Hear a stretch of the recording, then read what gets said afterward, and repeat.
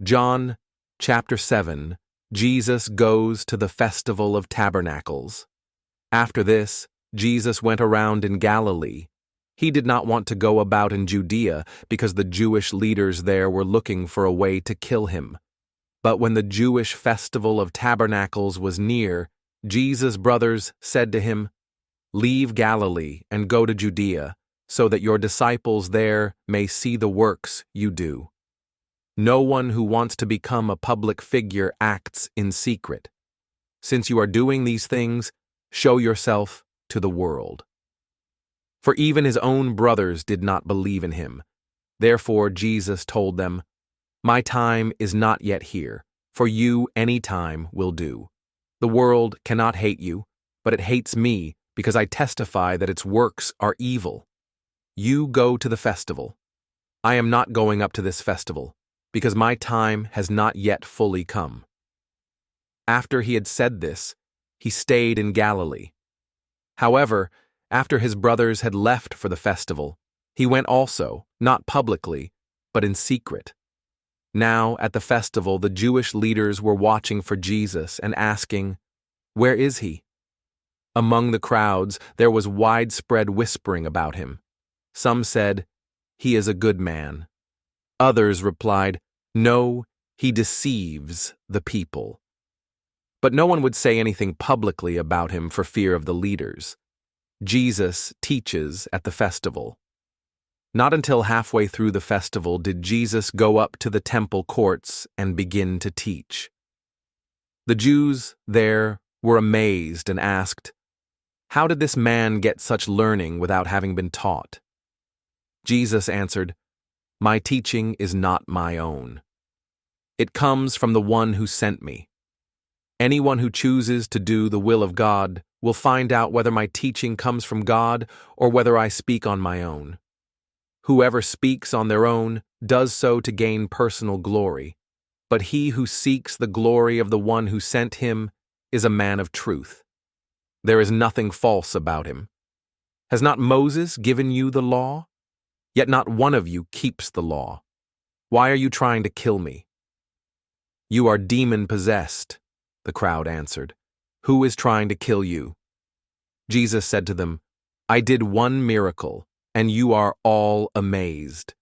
Yet, because Moses gave you circumcision, though actually it did not come from Moses, but from the patriarchs, you circumcise a boy on the Sabbath.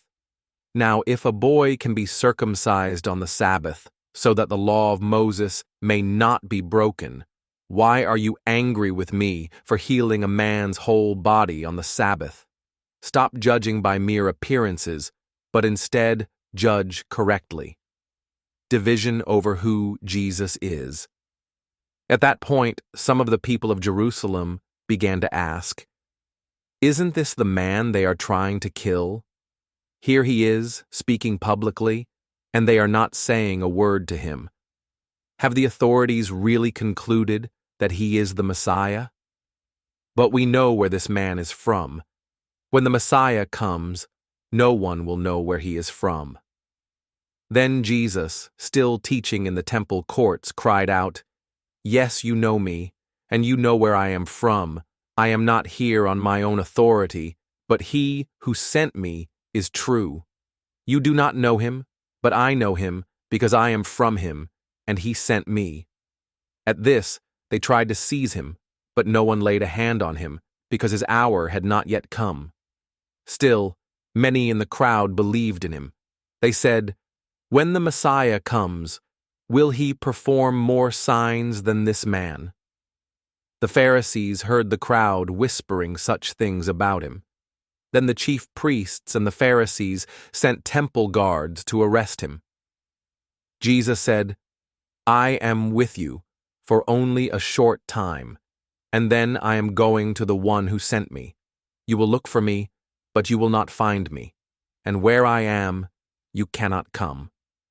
The Jews said to one another, "Where does this man intend to go, that we cannot find him? Will he go where our people live, scattered among the Greeks, and teach the Greeks? What did he mean when he said, 'You will look for me, but you will not find me, and where I am, you cannot come?" On the last and greatest day of the festival, Jesus stood and said in a loud voice, "Let anyone who is thirsty come to me and drink. Whoever believes in me, as Scripture has said, rivers of living water will flow from within them." By this he meant the Spirit, whom those who believed in him were later to receive. Up to that time, the Spirit had not been given, since Jesus had not yet been glorified. On hearing his words, some of the people said, "Surely this man is the prophet."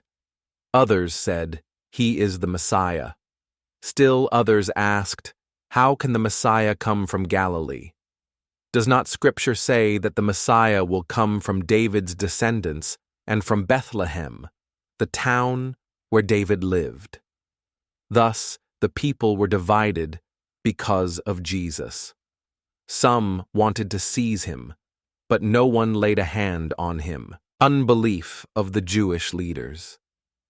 Finally, the temple guards went back to the chief priests and the Pharisees, who asked them, "Why didn't you bring him in?" "No one ever spoke the way this man does," the guards replied. "You mean he has deceived you also?" the Pharisees retorted. "Have any of the rulers or of the Pharisees believed in him? No. But this mob that knows nothing of the law, there is a curse on them." Nicodemus, who had gone to Jesus earlier and who was one of their own number, asked, "Does our law condemn a man without first hearing him to find out what he has been doing?" They replied, "Are you from Galilee too? Look into it, and you will find that a prophet does not come out of Galilee."